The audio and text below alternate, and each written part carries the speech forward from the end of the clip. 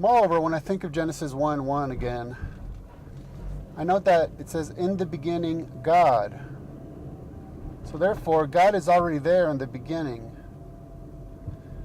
And since God brought about time, space, and matter, that would mean that God is timeless, or eternal, spaceless, or not subject to locality is the way I like to think about it, or omnipresent, and immaterial, or spirit.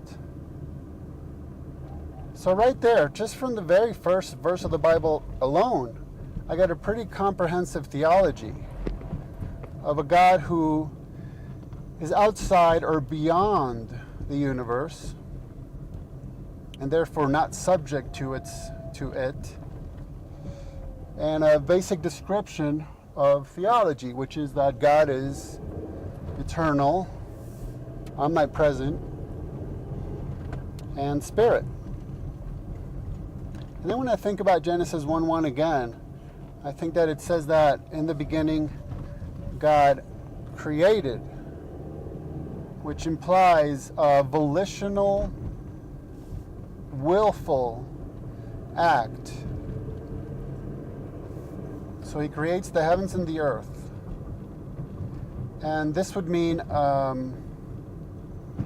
the purposeful putting into place of a plan and the making of a creation which would require intelligence on a level that we cannot conceive. And the potency, right? Omnipotent. The potency to infuse that creation with that which it requires to function. That is the energy. So,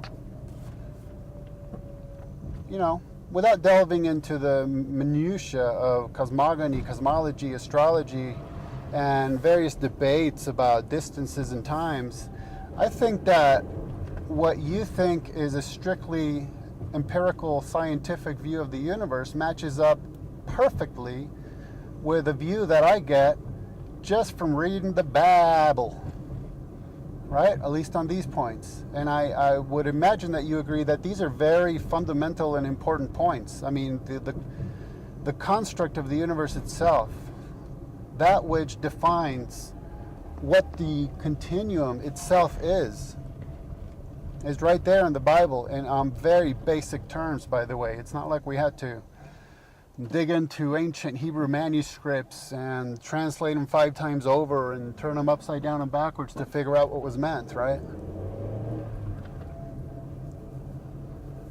So I don't know where you want to take it from here, because you know how these things get. We could nitpick every single point to death.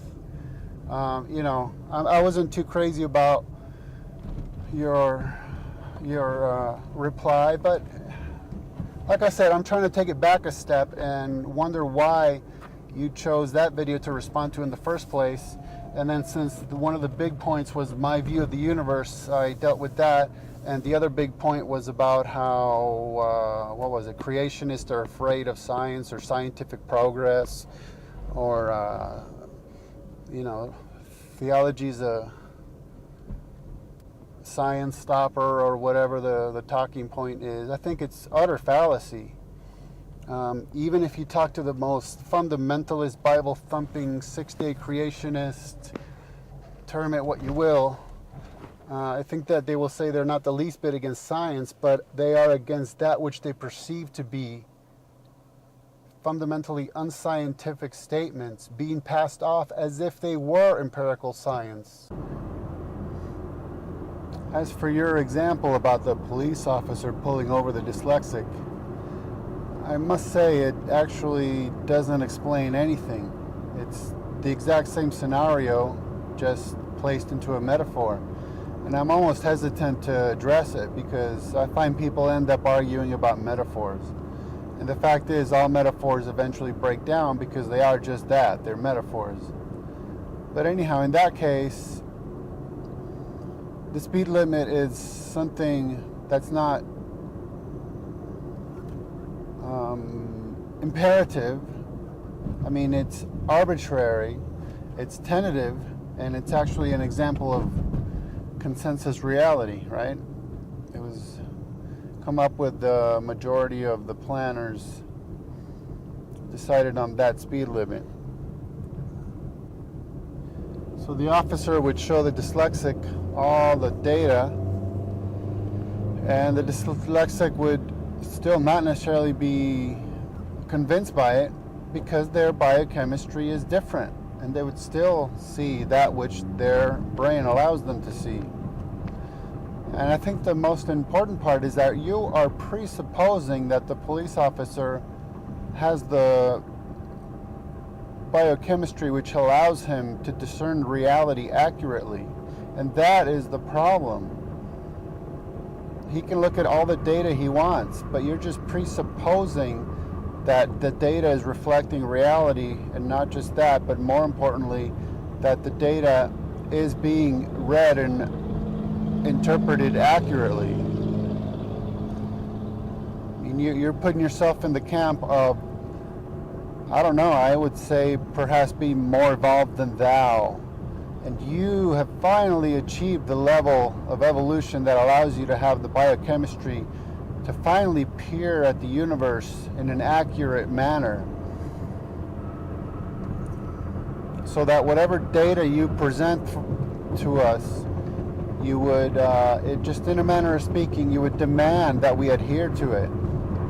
So that, for instance, if due to the Bible I was a believer in that the universe had a beginning, and we lived in a time when the steady state theory was popular, you would have showed me the data and said, you see, this is what science has proven. Or taking it down a notch, this is the evidence we have. This is the data we have about the reality of the universe. So you should give up your mythological biblical stories, and you should change your mind and believe in the steady state universe. Then you would have come along a couple years later and said, okay, all right, we have evidence that the universe had a beginning, so it's okay for you to change your mind yet again. So the issue we're having to dig down into is, how do you know your reasoning is valid? And you can't just point to data, because data needs to be discerned and interpreted and applied. How do you know when you're doing that any of it is valid? And if you say that it's because of how many people would agree with you, well, then we're back to the point of, it just so happens that certain people have a certain kind of biochemistry, and you happen to have surrounded yourself or tapped into the opinions of those people who think like you. That's consensus reality and majority rule, majority view, argument from authority, or some such thing.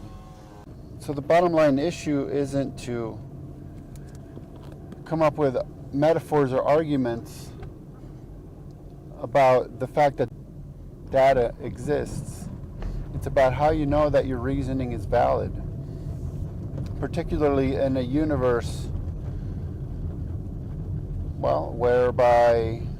wherein life, the universe itself, and everything came into being by a mere accident, and consists and continues as a series of accidents, and is blind and unguided. Now, the issue with the whole question I brought up, which led to your metaphor about the policeman and the dyslexic, and by the way, I am dyslexic, so I'm very empathetic there. The issue is, I was just playing Darwin's advocate when I posed that question. And so, of course, I end up agreeing with your metaphor, because I do believe that we can observe, collect data, and accurately interpret data. But see, that's because of my worldview theology.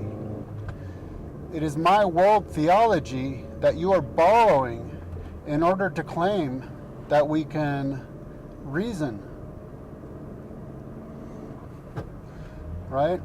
I mean, on a worldview wherein the universe came into being when no one caused nothing to explode, or nothing caused an eternal, uncaused first cause, tiny piece of matter to explode, and where life came about just as a series of happy accidents and continues to evolve, including our brain, and biochemistry as a further series of blind, goalless, happy accidents. You can't account for our ability to do that. Besides saying exactly that, it's just a series of happy accidents.